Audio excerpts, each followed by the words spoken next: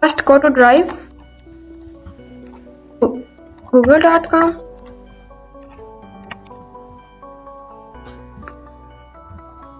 In Google Drive, click New button at the top left corner.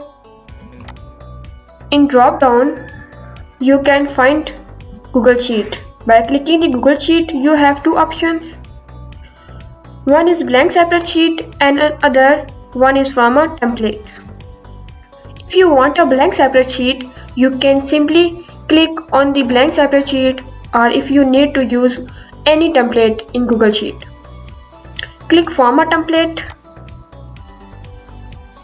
Google Sheet has many templates like monthly budget, weekly timesheet, employee shift schedule, and many more. I am just going to select the blank sheet.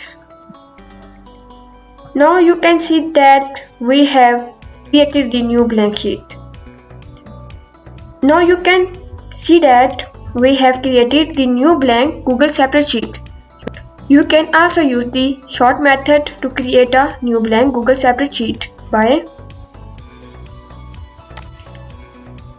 entering sheet.new, press enter. This sheet will also automatically save in your Google Drive as previous method. Thanks for watching.